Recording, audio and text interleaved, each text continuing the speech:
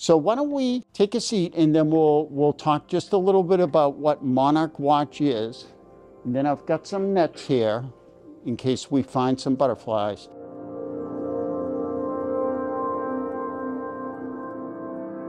So we talked last week about this whole process of tracking butterflies, and what we use, there's a few different places you can do it, but this happens to be Monarch Watch.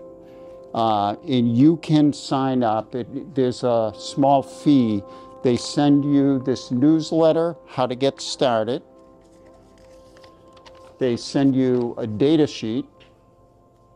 And along with that, believe it or not, these tiny stickers.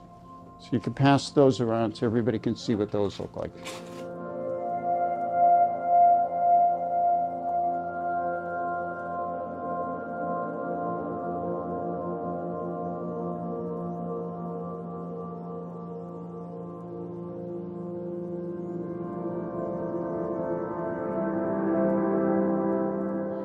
So everybody thinks, you know, you go after a butterfly and you go after them like that, right? You're going to hurt the butterfly if you do that. So what you want to do is you want to carefully watch wherever the butterfly is going. It's going from flower to flower. And you want to come up behind it, because if you come up on the side of it, they have compound eyes and they can see the movement, and then they're going to quickly go someplace else. So you come up behind it, right? And what you want to do is you want to either go sideways or you want to come up under it and go up. And when you do this, so if you're going up, you go up and you turn this and the butterfly ends up in here and you don't hurt it. Once you do that, you grab the net here and now you've got the butterfly inside. And usually it's at that point that it's easiest to tell whether it's a male or a female, because it's still moving its wings around and you can see those spots. Then you get the person that's doing all the data gathering to help you, and they get the sticker ready, and then you slowly get your hand in, and you're going to do what we just did with that paper butterfly, and we're going to get it carefully and we're going to pull it out. And then you're going to get the sticker and you're going to put it on the wing. All right. Now, if you're not catching them from below, then you want to do it sideways. So if they're on a plant out here, you can go sideways and then turn it. So none of this going down like that. No swiping. You want to go nice and easy. And that's really all there is to it. So you guys want to give this a shot? You want to practice? So I thought what we would do today is we'll take a walk out in the field.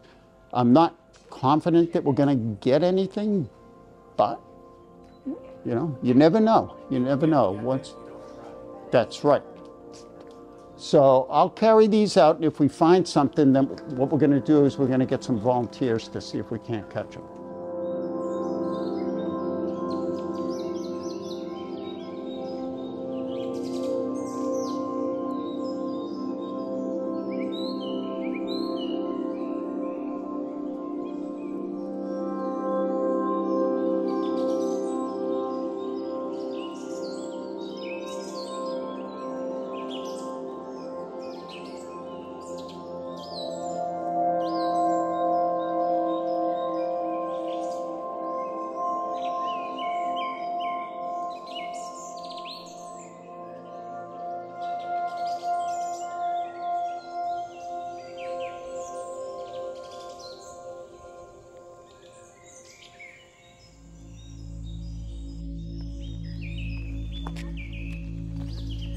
So this is all milkweed here.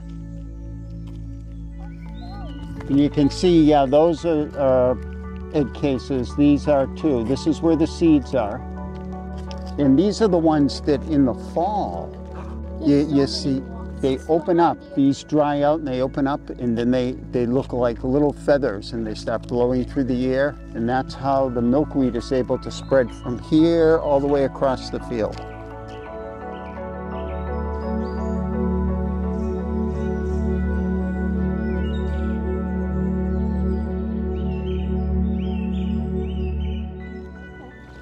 And see, interestingly enough, see all the flies, and we got wasps on here.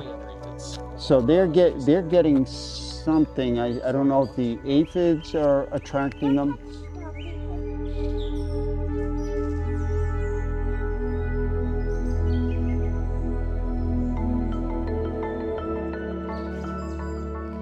So the interesting thing about milkweed too is that this has a tuber that runs underneath the ground. So it's quite possible that this whole group right here is all one plant. Yeah. Remember how we talked about the complex flower it has and how they can't self-pollinate? So if these were all one plant, then it couldn't take pollen from here and pollinate this plant. It would have to go somewhere else. It would have to go to maybe that plant. So the fact that it has all these seed pods, does that mean that it's been? Yes. Okay. Yep. That means that just one of those flowers. Okay. Yeah. I learned that very recently. Yeah. One flower gets pollinated, and all then the they other produce flowers all of the these? cluster all contribute to Wow. the seeds Right. of the seed pod. It's Right. and they don't have pollen grains, they have pollen sacs. Sacs, right. That get picked up by a bee or something that. And they have to have the right length leg, and they have to actually put their leg in, and it attaches to the leg, and then they go to another.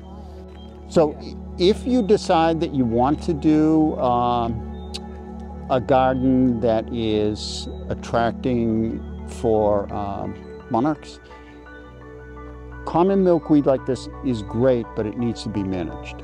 So what I mean by that is since it grows underground, it's going to eventually start to crowd everything else out around it. So what you would need to do is actively manage it and keep a patch, you know, maybe on one side of the garden and then another patch on the other so that they could cross-pollinate.